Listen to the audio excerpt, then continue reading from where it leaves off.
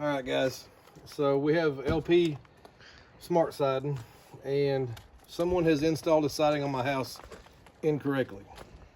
They put all the butt joints together tight, and within a couple weeks, the back side of my house, the siding started to buckle and wave off of it.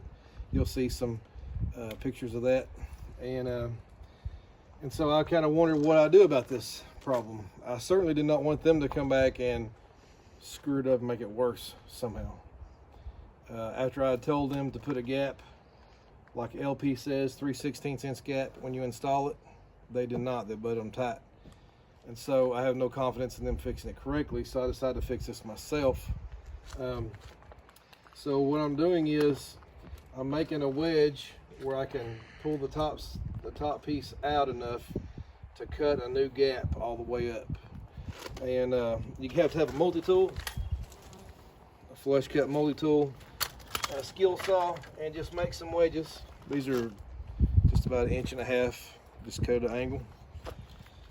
And so I'll show you how we're going to do this. We're going to start off on the bottom side. Just going to drive a wedge in it. So I get my hammer behind it. We're going to pry it out and slip this piece in behind it.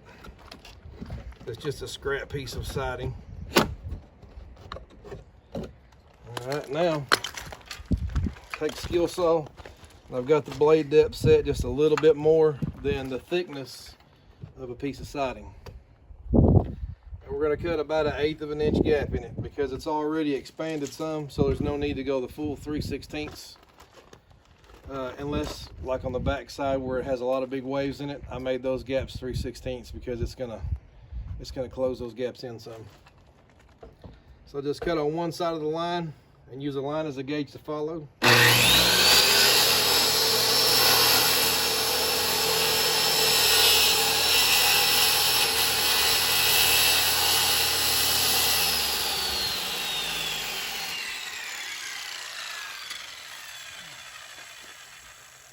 So you can see I didn't touch this piece at all, went right on the edge of it and used that line to follow it up.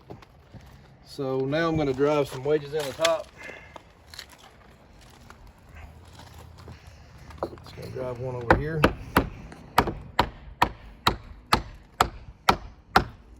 On this side. I'll take the multi-tool and finish cutting it all the way up.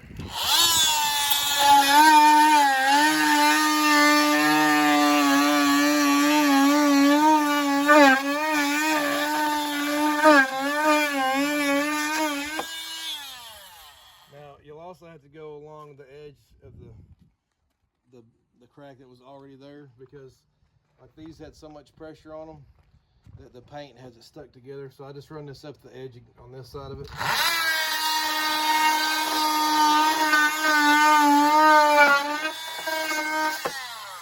And that makes it come loose.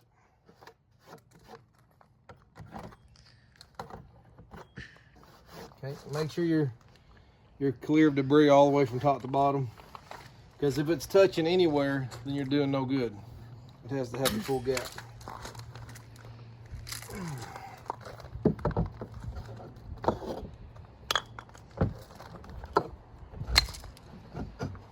Just let it go back down. Get this piece out.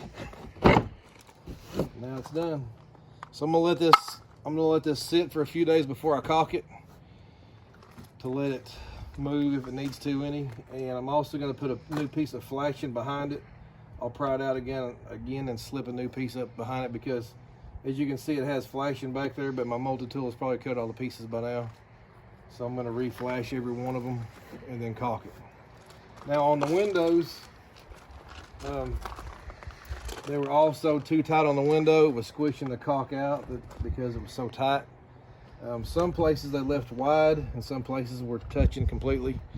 And so I just set my saw depth to the thickness of this trim and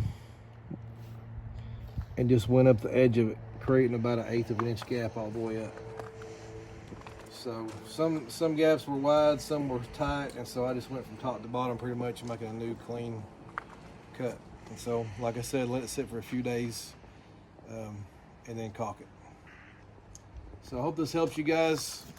if somebody installs your siding incorrectly, there is a fix for it. So have a good day.